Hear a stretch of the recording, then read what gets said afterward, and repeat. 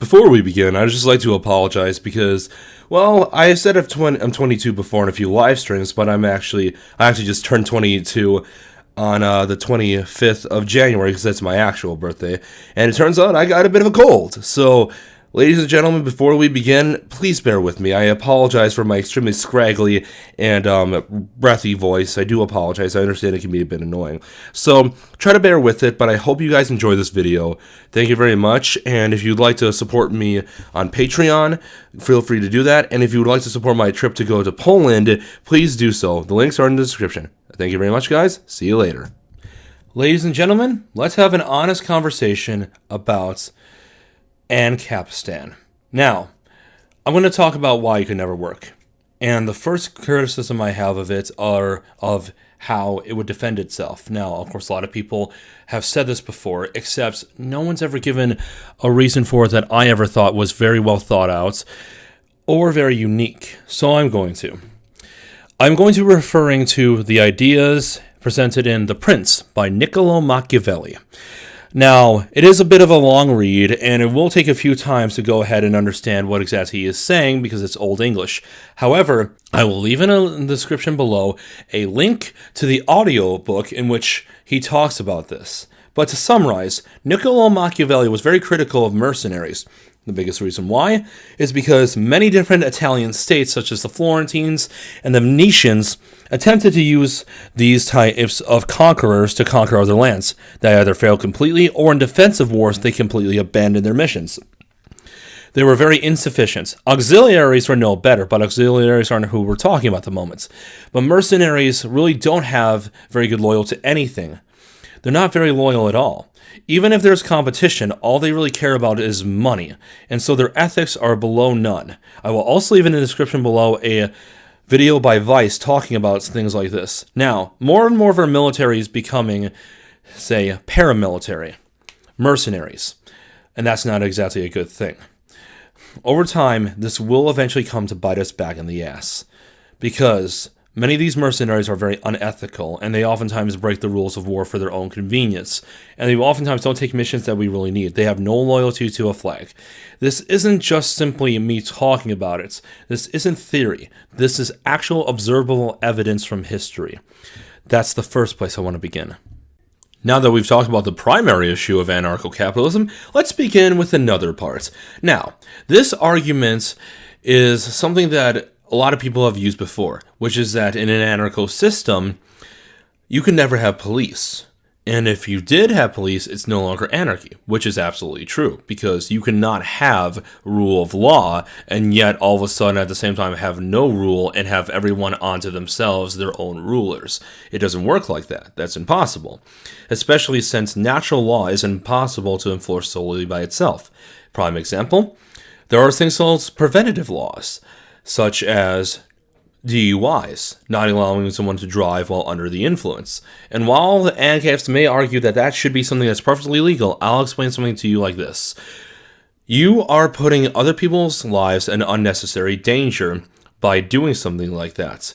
That's not a direct violation of the non-aggression principle, so you can't say, well, it follows the NAP, and yet at the same time, it is going to get other people unnecessarily hurt because of your lack of respect for other human life. This commands you to avoid doing something that you may want to do. With that being said, you need preventative laws, but that's a small contingent. On the larger issue of police in an ANCAP society, let's address the biggest reason why you would not have an anarcho system. The large argument of which I've heard from Mr. Dapperton, who I will leave a link in the description below to because he's not an idiot. I disagree with him, but he's not an idiot. He is someone I'd actually subscribe to because I have. His argument is that it won't be centralized and it won't be government funded or forced to be paid. It'll be kind of like when you go to, say, Starbucks and you get Wi-Fi. It is provided by the person who owns the area and who you are paying for his services and to stay on the land. With that being said, that, by very definition, is monarchy. That's right. You are not only going to a system that could not work and could not exist, But if you made it anywhere near possible, it would not only be a system with governments, it would be one of the oldest systems in the world, the feudal system. Allow me to explain. So, in a feudal system, there were kings, and there were multiple kings, houses usually, of different kings. The Scottish kings, the German kings, the English kings, the Welsh kings, the Finnish kings. All these people owned the land. At the same time, they would lord it off to smaller lords. These lords, who could be essentially said, could be considered, let's say, upper managers in a corporation, would own these small pockets of land which they would rule for the king. They would provide security and protection to all who worked on the land. All who worked on the land also had rights to the land. These peasants would have rights to the land so long as they did not upset the lords and the knights, of which were essentially the police force at the time. And they would enforce laws onto other people. The people at the top could enforce whatever laws they like because they controlled the police at the time, the knights. The same thing would happen here. And there could be interfeudal conflicts and houses warring for each other to become the new king. With that being said, you would end up inevitably, if you privatize police, with nothing short of Game of Thrones, except with modern guns. With that being said, I kind of want Ancapistan to happen now. Because that would be the greatest reality show of all time. But I'm getting ahead of myself. At the end of the day, you cannot have an anarcho-capitalist system that only obeys natural law. It's impossible, because there are too many things that could violate natural law without being natural law in and of itself that have to be preventative measures, such as making sure that people are not allowed to lie to you about what is in food that they widely distribute. Otherwise, not only is that false advertising, but that does not break the nap. That is not forcing someone to take something. That's just not informing them about the full extent of what they're buying, which is wrong, but is, again, not breaking the nap. Another good example of when you still need some form of government in order to enforce the right will of the people is, say, when someone provides a service for you and they expect to be compensated, but you refuse to pay. When you did this, let's say they say you can pay afterward, and you never did, and you have the money to. There should be some kind of enforcing will that can enact force on you as a punishment for not keeping your end of the bargain. After all, you did not physically hurt them, you did not break the nap, all you did was simply not hold up your side of the bargain while they chose to give you labor. But they had it set that you would compensate them for said labor. Now let's address some defensive arguments.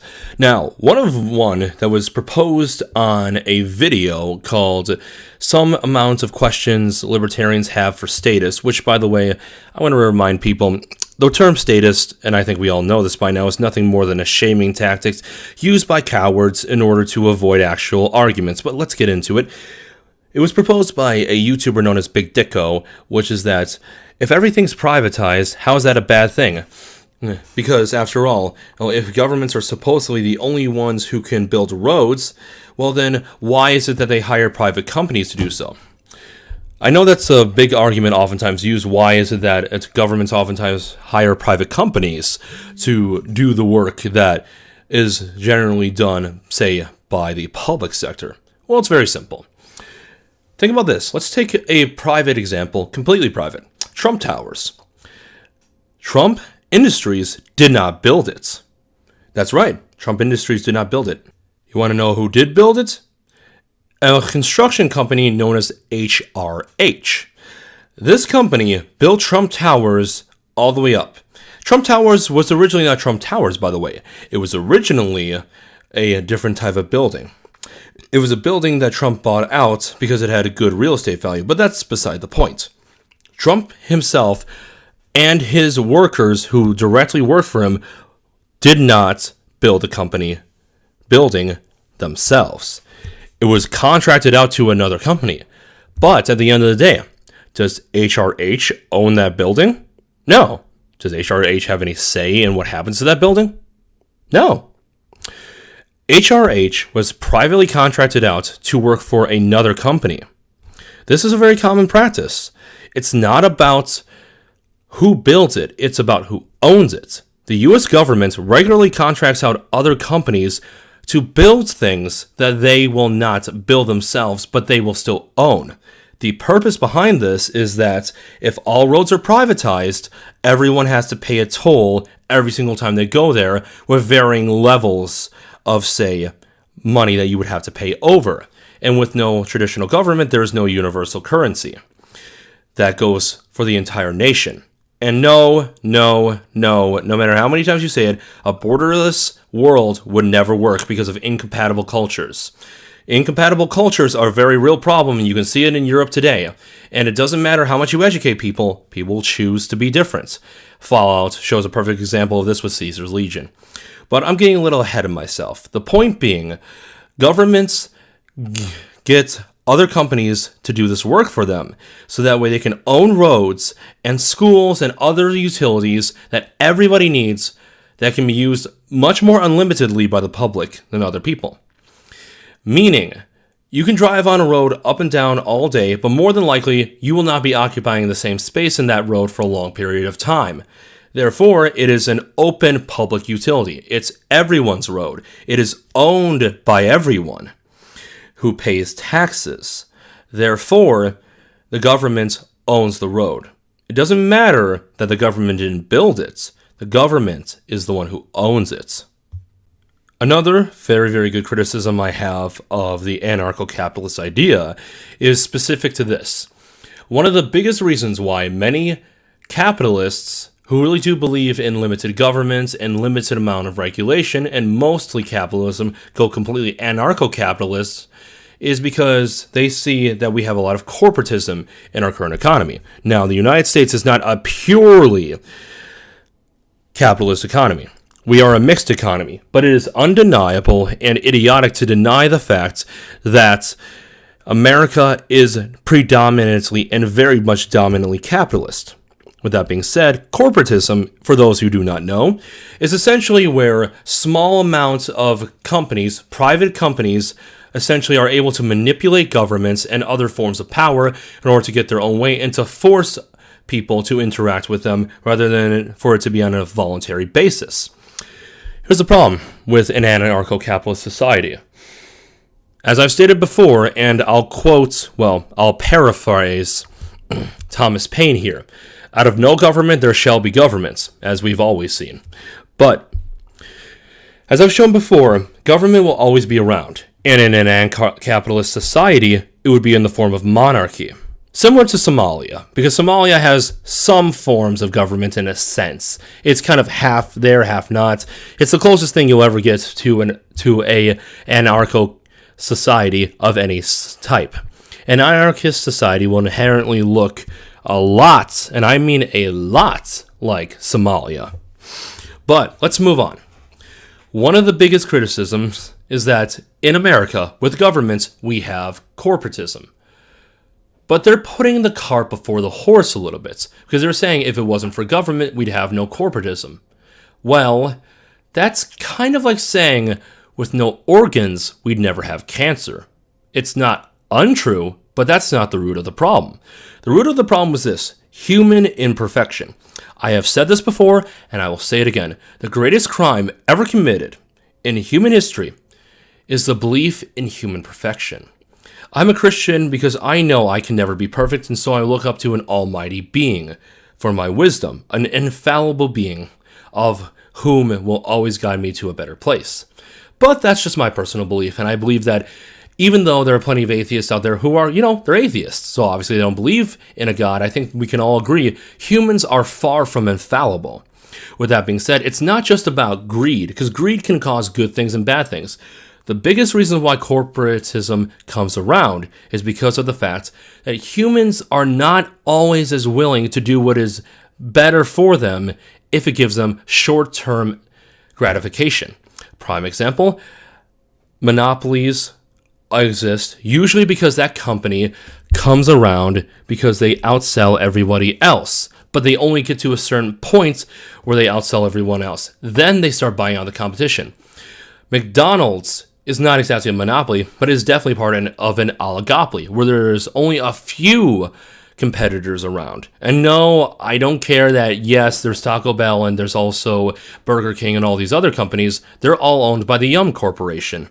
Yet when you really look at it, while people do have problems with their nutritional standards and with some of their deception, and there is a certain amount of backlash against them, it's not a very popular idea. It's nothing to fully topple their oligopoly. Why? Because you get cheap food that is filled with sugar that tastes very, very good. The only thing they're thinking about at the moment is their short-term gratification. If a company can manipulate people, which people are very easy to manipulate when you actually look at psychology, the company can simply never even point a gun or lobby a single person in any kind of governments and still maintain power. Because they manage to do something that humans have done for centuries. Give people what they want with very, very little cost in return. That's a bad thing. There's a reason why people who are physically athletic and people who are millionaires are oftentimes looked at as respectful, because they wait for long-term gratification in order to be happy. They don't look for short-term benefits, but too much of the public does. The thing is, humans are animals. We are not built to thrive. We are built to survive. We are just so good at surviving, we naturally thrive.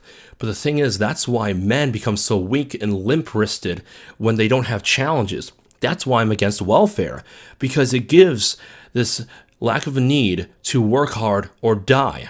This is why I highly recommend you check out a video about staying motivated by red pill psychology, because I've had a hard time too. But essentially, he explains the concepts called burning the boats, which I do not have time to get into right now. People will oftentimes look for short-term gratification. Otherwise, the obesity rate in the United States would not be as bad as it is. Therefore, sometimes people put in the companies that end up becoming their masters on their own free will. Nobody tells them not to. And therefore, people just do it.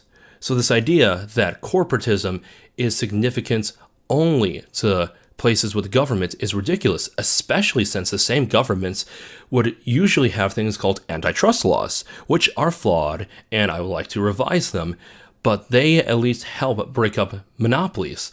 They actually help to prevent Comcast from fusing with Time Warner, and that's something I'm so glad about. In fact, I'm glad that Time Warner Cable separated from the larger parent conglomerates of Time Warner, because it's good that we now have Spectrum. It's not the greatest service, but it is genuinely improving. I buy it, and I actually enjoy it. And I think that they're good, and that's why I was also very mad when DirecTV got bought out by AT&T. However, that's a different story for a different time. Imagine a world where there is no government, where there is no one to say, you can't become so large that no one can oppose you. That's not a good thing. That's inevitable in an ANCAP society. Humans are greedy, and we have hierarchies, and humans are not smart. I will link in the description below all sorts of experiments that have done to show that humans don't always make rational decisions. We make very irrational decisions because we're very emotional. Therefore, we can be manipulated very easily without ever having to use force whatsoever. But one of the most famous ones is known as the Stanford Prison Experiment. Go check it out for yourself. But that's something that I think a lot of people don't really understand. Ancapistan would not solve corporatism because first off, you'd have a monarchy. And second off, if you didn't have a monarchy, then the corporations have nothing to fear. Now, the last and final point I want to make that is my biggest contingent against the anarcho-capitalist system is simple.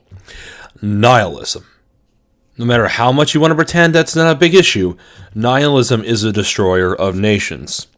When you have no values, and I mean you do not have any values, especially the ones preached by Abrahamic religion, you will watch your society crumble. This is why England, despite being very patriotic, is falling a lot faster than Poland, because Poland's very heavily Catholic. You could debate me all day long, and if you want to, I will happily try to have a live stream with as many people who disagree with me about this last point as possible. Here's the thing. The most alpha philosophy, and when I say that, I mean alpha male, and the supreme philosophy of any society that has ever existed in history, is the philosophy presented by Abrahamic religion. Abrahamic religion has given us more stability and given us a more alpha male and alpha female society than any other system that will ever exist. The thing is, the human's ability to survive and prosper is a bell curve. Once we get past a certain point in that bell curve, things get a little bit too easy because a few people who suffer so much that they have to work hard and make success for everyone, make success for people who normally would also have to work hard, but eventually get on not just welfare, but get on other programs such as people's charities and generosity, allowing them to be lazy, pathetic, and beta male. And eventually this is going to be most of our society, especially when the AI turns on, and we're going to become fat, lazy, lustrous, and perverted. And naturally, that will be the destruction of all Western society that does not embrace these Abrahamic ideas. Religion, if it wasn't based on truth, and you can have whatever opinion you like, I don't care if you're an atheist, religion is based on principles that are universally needed in society. So when you cannot be motivated, say, by the stick of poverty and by the carrot of wealth, you will be motivated by the shame of looking in the mirror and seeing that gluttony has destroyed you, that your lust and need for a woman has pushed all women away, that your sloth and inability to get anything done has made you unsuccessful and pathetic, and that all the deadly sins have turned you into a beta male. Don't do that. Be an alpha. And I'm going to say this very clearly. For all those who think that that's okay to go along and coast along in life like that, I'll tell you this. The world is not going to give you wealth, happiness, or anything for being a nice guy. The world does not care about you. You must reach out and take these things for yourself. You cannot avoid playing the game of life, so if you're going to play, play to win. Ladies and gentlemen, my name is Arcion, and I am the Angel of Objectivism. Signing off.